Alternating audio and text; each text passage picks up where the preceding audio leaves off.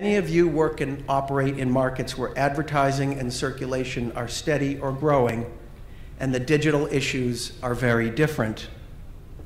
I know from talking to several of you while preparing this presentation that these issues are very much on your minds. This is the first chart of several that visualize the pain I have referenced. Whereas newspapers were once a staple in Western households, peaking in the 1950s and 1960s at greater than 1 edition per household per day, in the US and Great Britain, countries with leading national newspapers, household penetration is now below 50% and even lower in Canada. For decades in North America, newspapers were a comfortable, reliable business with profit margins exceeding 20 and 30% and enjoying monopoly positions in many markets. In the last several years, however, newspaper advertising revenues in the US have fallen by more than half. After peaking at nearly $50 billion in 2005, newspaper ad revenues were roughly $24 billion last year, according to the Newspaper Association of America. The blue bars on this chart represent print revenues, while the green bars show digital. While print has declined, digital has increased, but not nearly enough to make up for the print losses. Digital makes up only 12% of newspaper ad revenue in the US. In 2011, just last year, print ad revenue in newspapers declined by $2 billion, and digital increased by $200 million. Ad declines are continuing in many places. At the New York Times Company, in the first quarter of this year, ad revenues dropped 7%. And this is at a time when television and digital revenues continue to grow double digits. In the US, journalists seem to enjoy writing about the decline of the newspaper business more than about any other industry. But the substance of the stories has been, for the most part, real and warranted. This recent article in the Atlantic Monthly is an example.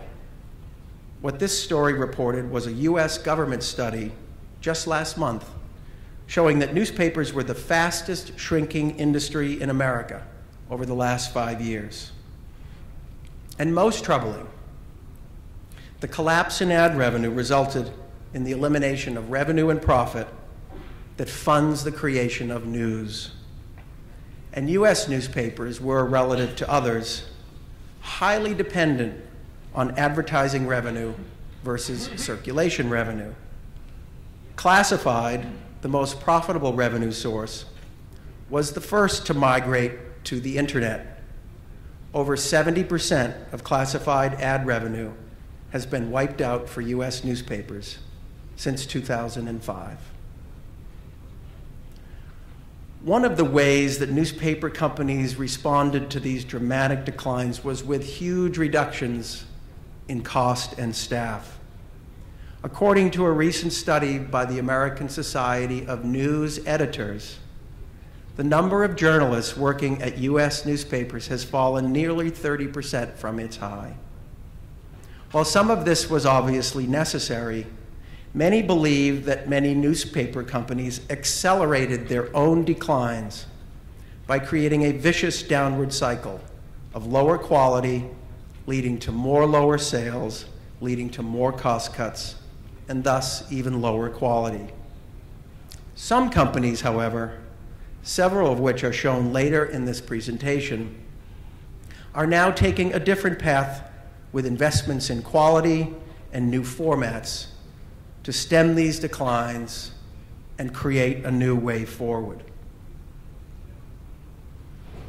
All of this distress has radically reshaped the American newspaper business. At the high point in 2005, most American newspapers and metro papers were owned by large, publicly traded companies, often controlled by large family shareholders. Many of you remember Knight Ridder, which at that time was the second largest newspaper company in the US. Today it is gone.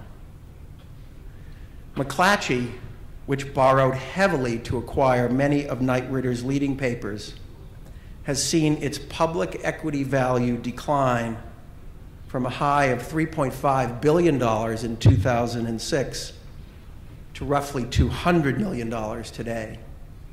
And there are more stories like the bankruptcy of the once venerable Tribune Company. But with all this destruction of equity value and the struggles of publicly held companies that were run for Wall Street and earnings per share, one of the developments we're seeing today in the US is a return to local private ownership, which has occurred recently in Philadelphia, San Diego, Minneapolis, and other markets. So I trust you agree that this is a cautionary tale. American newspapers have experienced more financial and business pain than almost any other industry. Some of this was unavoidable, triggered by technological innovations and massive changes in the structure of the industry and consumer behavior. But much of it was self-inflicted too, stemming from the complacency that was created by long-term monopoly positions. For decades, American newspapers had little competition and a captive reader and advertiser. Today, as you know, we are in the midst of an unprecedented revolution in the way that people obtain and consume information, particularly news, and the way in which advertisers and marketers work to reach them. And this has created tremendous upheaval in traditional media, as I have shown you. But this has happened before. In 1964, the Canadian futurist Marshall McLuhan wrote, and this was in reference to the emerging color television industry,